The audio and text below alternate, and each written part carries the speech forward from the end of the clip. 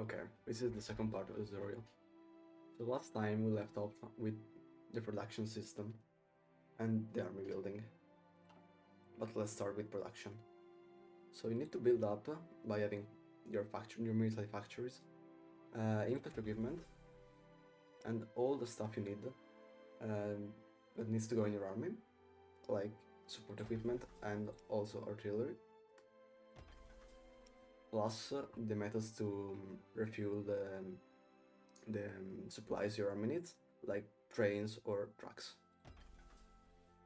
The more factories you have, the more fast you product your stuff, basically. And by number of factories, it will require a number of resources.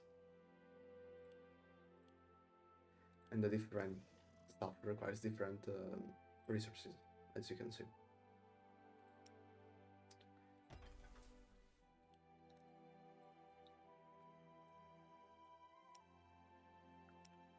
Also remember to build an air support, you will need this. But if you're seeing too many aircraft, it's because of a DLC I have enabled. It's basically the Italy DLC, which is called by Bodolon.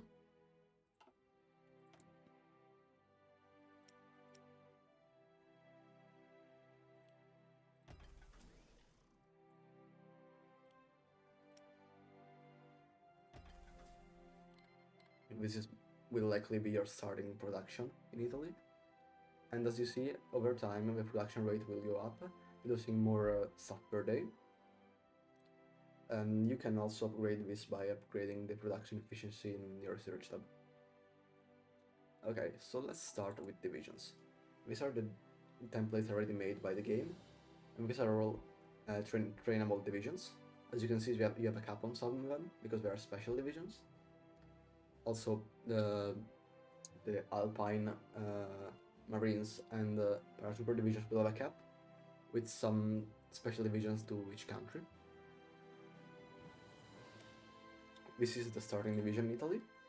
It's not optimal, but it can be improved. Usually you want to have a 9 infantry division for defense, maybe with some support anti-air, and for offense at least one artillery division, and the later in the years you go, the more artillery divisions you want in your division. But to be also able to defend your division more, you should also consider adding armor, which are tanks basically, which will give them resistance to more attacks. As you can see, we have many numbers here. I'm not able to explain all of them. I will explain the most important of them and what do you need to know to make them grow. So the speed is the speed of a division from a province to province. This is okay, it lagged a bit, but it's not wrong. This is the base speed that every division will have to move from here to here, for an example. The HP is the maximum health of the division. The more it has, the more it takes to kill her, definitely. The organization is how much sign your division can be in a battle, and it will go down based on soft attack. Soft attack is one of the most important stats to consider while doing assaults or defenses. And the higher it is, the more you will cut through organization of the enemy division. And hard attack is against enemy with high armor, like tanks. And to counter this, you will need either breakthrough or piercing. To get piercing, you will need the anti-tank unit or other tanks. Entrenchment speed and level is how much your division can protect while staying in one place for much time. And it will lose entrenchment while it moves, and it will take some time to regain it again. The equipment capture ratio is how much of the enemy equipment can you gain while assaulting the enemy division. This is how much manpower it costs to build one of these divisions. This is the turning time. This is the fuel capacity, but since it doesn't use any vehicle like trucks or tanks, it has 0 as also fuel usage. Anti-air is a capability against planes, which is added by adding support anti-air or anti-air divisions like this. Artillery is the cost of artillery, and it costs 36 per unit here, or 12 in the support category. And support equipment, it's 30 just for the support category. And this is all the infantry equipment needed for these 9 divisions. Okay, so this is the support division, and it basically adds buffs to your division. And usually you start with not many of them, but you can auto search them in the research tab in this category. This is for entrenchment and defense. This is for its recon ability. You can gain a better, giving us a better intelligence against the enemy, giving us information on the enemy divisions that are in the area. Military police for occupation laws, and you will use this while occupying other territories, but you can also use other classes of police to control the different areas you will get. The maintenance companies for trucks and tanks divisions, and it will give a boost to equipment capture ratio, as you can see, and it will cost a bit of manpower. This is for recover manpower and experience loss while losing divisions. This is good for the nations that has a lot of not even a lot of soldiers, so you can regain them more easily. Logistic is to make organization lose less over time and maintain equipment. And the signal company is it's for the speed to re-enter battle and join battle already begun, and it's useful to keep having troops in your already gotten territories instead of losing them to divisions that are faster than you. And yes, you will need other equipment to be able to research this one. And here we have trains. You will not have armored trains or railway guns if you don't have the not one step back DLC. So usually just go for a War 30 train, which is a less expensive version of the train, and it does the same thing. So you've seen that you need actual monies to modify the division. So this is the 3 things you need to modify your divisions. If you don't have any other DLCs, you will just have army experience to be the most required, because you will, for navy and for air experience, you will just be able to do doctrines, but I will be explaining later. And as now, I can modify also ships and airplanes, but we will not get into that because if you don't have any DLCs, you will not be needed to do that. So, for every support equipment category, it will cost 10 of army experience, and for every new branch, it will cost 25. If you will add another layer of the same stuff you already have in the division, it only costs 5. To gain this, you will either obtain this through focuses, or by hiring a chief of army. It's always the first here, and it's written how much you will gain over time. And every one of these has different buff and stats, but it has different requirements, as you can see. You cannot hire all of them. You must choose the one you prefer. And it's the same thing for Navy and Air Force. Warning, if you are playing Italy, by the way, check not get Balbo, because it will probably die. Because if you play historical, he will die, so don't get him. And this is the race buff you can get by having high command. You can get 3 of those, and it will give you bonus to your army, navy, or air force, based on what you decide to get.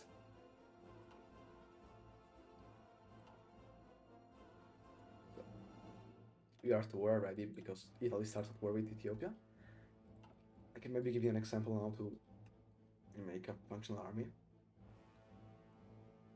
At first, I will need to explain to you the doctrines. So when you reach 100, usually, of arm experience or navy or air experience, you will need to choose one of 3 or 4 main doctrines to follow during battle. And doctrines change based of what are you using in your army. And as you can see, this is based on tanks and mobile warfare, as its name. This is for artillery usage in your divisions. This is for main defense and infantry-based army, and this is for the countries that have too much manpower to use. So you can literally throw mans at the enemies and hoping the enemy will eventually die. Same thing for ships. As I already told, navy being a little bit more complicated than army or air.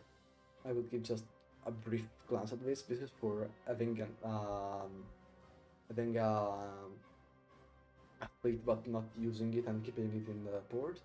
This is for submarines mainly and raiding convoys, and this is for giving support to battles on the land.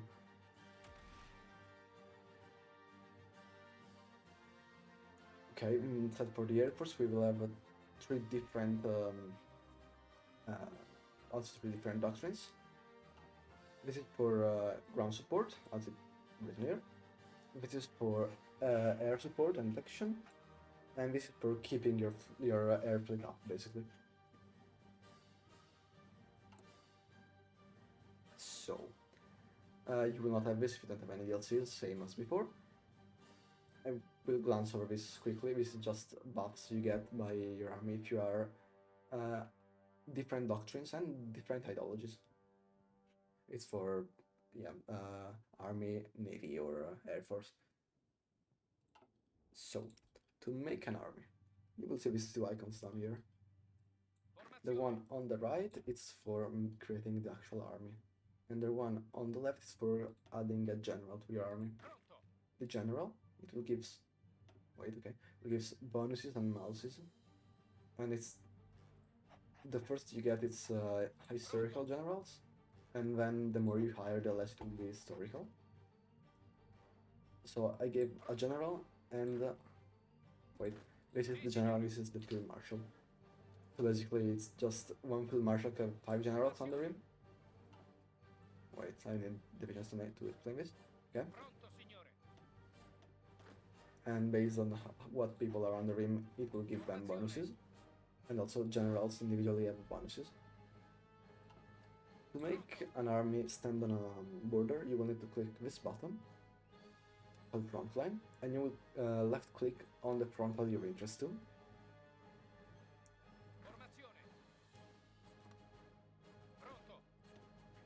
Also, if you do not select this, or you select just manually the divisions, you will give the order just to divisions you have selected and on all of the army. That is as if you have not already given them an order. Otherwise, they will just obey that for a second. Like I can call them to move here, one of them. And after they did that, they will return back because their front line is here. So you can leave 2 types of assault. This is the offensive line. It's used usually for infantry and general assaults. And the army will move towards this line when you give it the order in this green check, and it will start to move eventually, going against the enemy divisions. And also, it will also face difficulties based on the terrain you are on right now, because we are on the hills, and it costs us organization, and also since we are in Africa, it's also heat. And instead, if you want to give a more direct assault, you can have a spearhead, which are used for tanks usually, and to make a hole through the enemy front line. These 3 orders are for invasions. This is for the naval order. You will need to select 1 division or an entire army, and you can select a port. and then select an enemy division, an enemy province, and it will take convoys and time and organization and having a superiority in the sea. Let me cancel the order. It will take around 100 and something days when it's a full army, 170 days when it's a full army and it's the first rate of its first research level.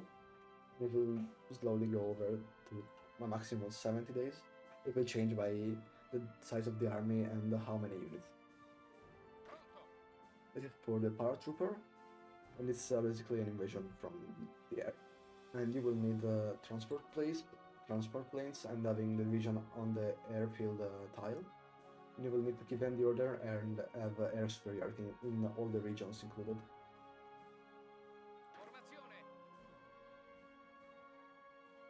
This is when you have floating arbor, but since you will not have the DLCs it's needed to, this is just an empty box for people who don't have it. But it's the same as doing a naval invasion order, basically. So this is for training your divisions. Divisions can have 5 levels of different training, and the more they're trained, the more they get buffs. If you start with untrained divisions, it will have negative stats to defense and offense. Until they get trained, they will get bonuses as multipliers on the land. And also this is the icon to signal that they are entrenched already. And they get extra defense when they're entrenched. You can choose the icons for your army, by the way, it's just cosmetic. Just use it in a way that you understand which type of units there are. Then, by touching the square button, you will post the assault. It's, yeah. So, this is the how your division will enact the offensive plan you already told them. And it's carefully balanced and aggressive. Aggressive will not care for the frontline stability and will just go on the assault, while carefully will wait patiently for all the divisions. And you should honestly go on a balanced matter if you just want to do a stable offense. And this is the same thing, but with actual balance on the front line. This is the fallback line, it's used for defense usually. And you will need this to just defend a coastline, like this an example. You will need to right click and then drag on the province you want to defend. Now if I will press this button, it will the troops will go on this line. And if you're wondering how will 10 divisions go on this many tiles, they will just go sporadically on the tiles until we have enough to protect all of them, and they will just double down on each other. So we'll actually get 2 or 3 divisions on tile. While using the flag air defense, you will have many options, and it's basically what you want to defend the most. The victory points is just the name of cities basically, and every city has a total point system that if you lose usually 80% of your victory points, you will capitulate and lose the war. If you're in a faction though, that will be a bit different. It will be like capitulating, but you will still be able to have an army and defend while not having a mainland and being in exile in other countries.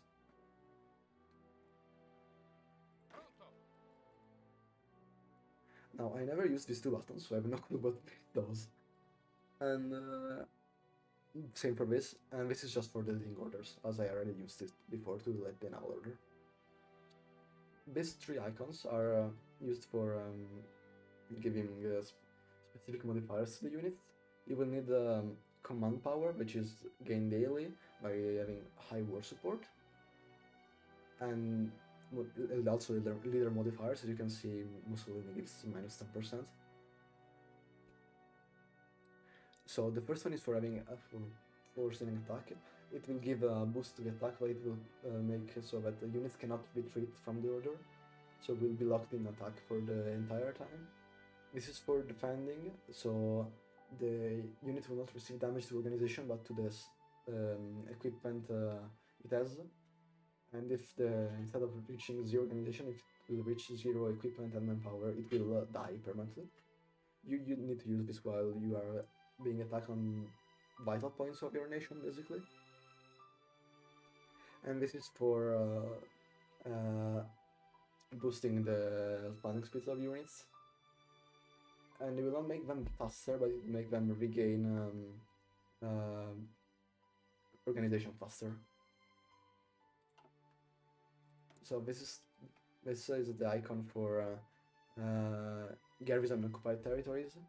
Since we have Italy, I can show this to you, because since this is not mainland Italy and it's not a core of Italy, it needs to be checked on by units. You can select what type of units will be checking on it, and you will have also other types of garrison templates, but you should usually use the cavalry division, because it's usually the most cheap you will make, and the fastest to just maintain. Watch out if you reach resistance around 90, yeah. The state you will controlling will revolt and gain independence. And it might declare, it usually will declare war on you. So watch out for that. It will join maybe a faction you don't want to face in that moment, so it can fuck you over. So this is the resources tab. Resources are used to make ships, the airplanes, and all the equipment you need. You can trade the resources with all the countries you can gain access to. Of course, we will negate the one you're at war with, and the war you cannot access for other reasons. An example, Hungary cannot reach most of them since it doesn't have a navy. So if you want to, let's make an example, you want to gain from Ecuador oil, you will not be able to because you will not have the convoys needed. If you get your random convoys, you will probably be able to get it though. So just hope Germany will be so kind to give you 30 convoys out of mercy. Also, yeah, always give a general to your army, and if you can, just always make also a field marshal. And yeah, the field marshal icon is always this one, and the general icon is always this one. Just check on which direction it is facing. And what else? Yeah, general officers are not important since you will not have DLCs.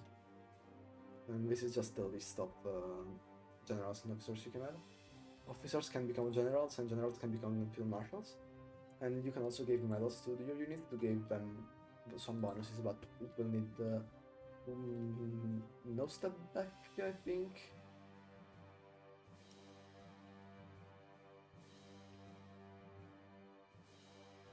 What else? Also have a diplomacy tab with the nations. This will make them more inclined to accept your request, and the requests can vary. Take an example of Yugoslavia. You can improve relations to give you a better relation status with enemy countries for the cost of political power. And you can ask them for military access, you can offer yours, you can ask for docking rights to get your ship docked, and you can offer yours if you have a navy, and you can create an non-aggression pact, which will grant non-aggression status from the enemy country, surely for at least 1 year. And based on how much your army strong is to face against the enemy country, you will be able to cancel it, and vice versa, I will be able to do it. Attaché just for giving bonuses to a country which is at war, and you will be able to gain experience that you will need to grade your army, as we discussed before. You can create a faction, and usually it's for it's created by countries that have the spirit to do so, because it's not a free thing to do. But like as Italy, you have a focus to create your faction, which is called Italy first, and you will create the Italian League. And by doing that, you will make you will enable other nations to join you, and you can also invite them to your faction. But usually, you will need to be in the same ideology or having some same spirit of kind.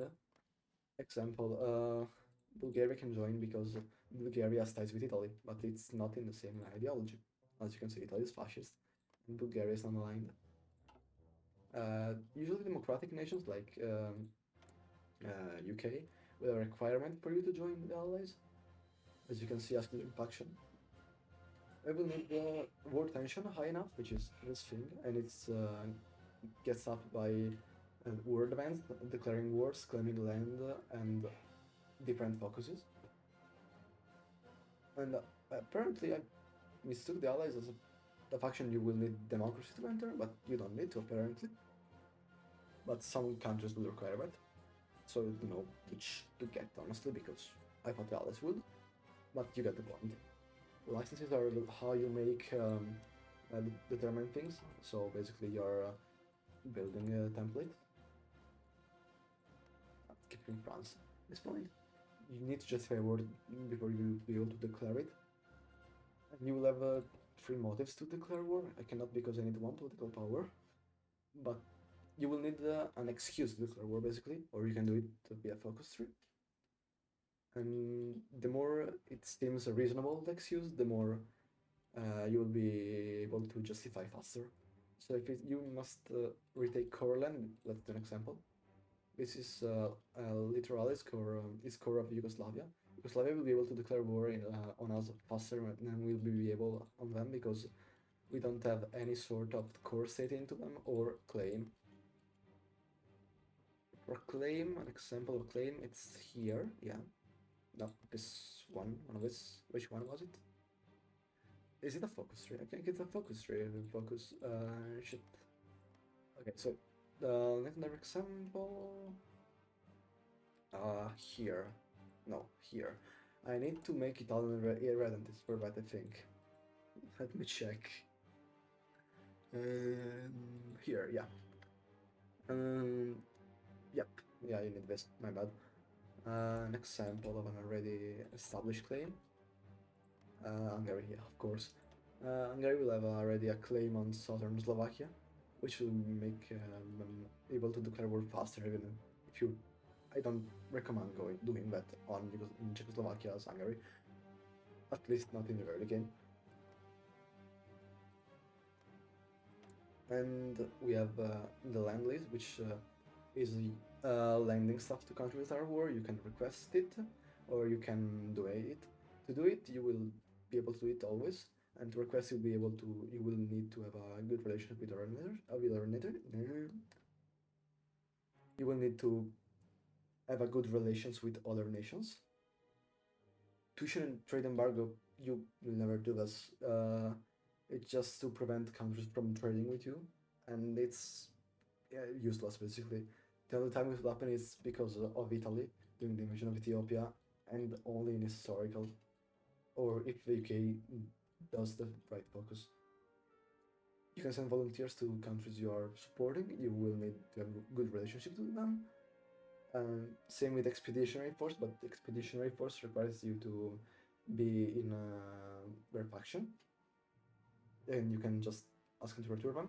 And request garrison support is the number of soldiers you can ask to other countries you are allied to just garrison support or in your active army. I might have not explained all of this. What else can I explain? Subjects are just your puppets that you'll be able to create while conquering other countries or via focus tree. Like, take this for example. We can annex Albania by this focus. And then we can create a puppet of Albania by doing this other focus. And we can ask them to resources and manpower and to move troops in their land, and they will always join our faction. Unless they have some sort of modifiers as Yugoslavia is. And what else?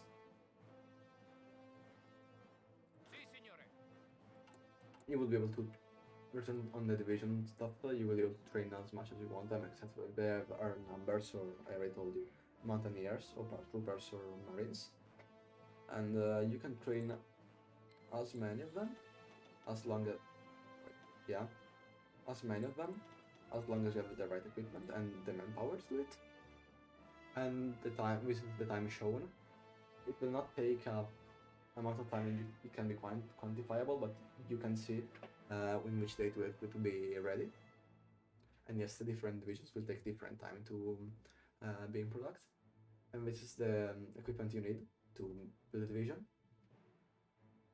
And you can instantly deploy them even when they are just 20% ready, if you really need them at the moment. And you can cancel the entire order here. And you can also choose where they will be deployed when they are ready. So you can choose Lombardy or Emilia-Romagna, and every country you are currently owning. Not the colonies for some reason right now. I think because we are not don't have convoys up, and not the zones you're at war with. I don't know why Sardinia does not be able to do that, but okay. And yes, wait, I forgot something very important, which is the air. This is the air tab. You will be able to give your airplanes orders and recruit them, clicking this thing in the airport you're currently selecting. And these are the different orders. This is for fighting other fighter planes. This is for giving air support to your army. This is for intercepting enemy bombers. This is for bombarding enemy structures. As you can see, you can bomb buildings, infrastructure, and industry. This is for bombarding navy. This is for kamikaze strikes, but only some countries can do that, as Japan, Italy, they did a certain focus. This is for bombarding the ports in which navy are being repaired in. This is for bombarding railways and support hubs. This is for giving resources while using your airplanes and not railways. This is for mainly using planes. I have never seen anyone do that, but you can do it. And this is for mine sweeping, which is countering mines. And this is for recon, and it's just patrolling around army and ships. And this is it, honestly. As the second part, I think this can be all. And if I do a third part, I will cover the things I forgot to cover, otherwise... oh yeah, the ships. You will need convoys always, so always keep production of convoys. Ships will be very expensive and very... and will take a very long time to product them. As you can see, if the more this number die, the more time it will take to product it. And you can modify it, but it's just a DLC tab. You will not be able to do all of it. Management will just have the better version of heavy ship or the better version of destroyer, and you will be able to product them.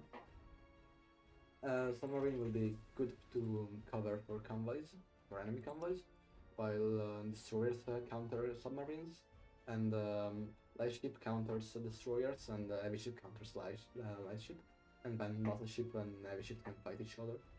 And as you don't have it, but you will be able to product what's the name? Wait a second.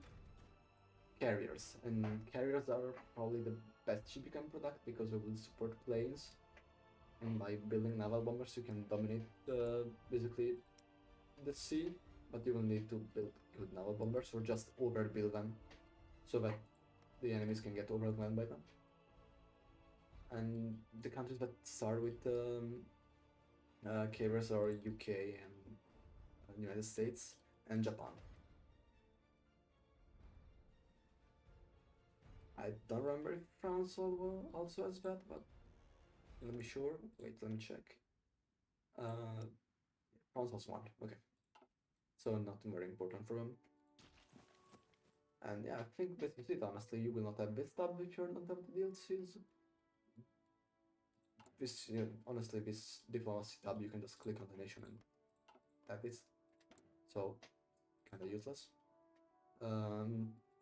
This is just the number of equipment you're missing and the number of your required per day, you will need this number to get green. Otherwise, you will not produce enough equipment to support your divisions, and we will not be able to do anything basically. And yes, with it you can provide as fuel to your branch of the army, and yeah, that's it. So yeah, I think this is all. And as I told you before, I will do a third one in case I will need to explain some other things. But yeah, this is it. So bye everyone.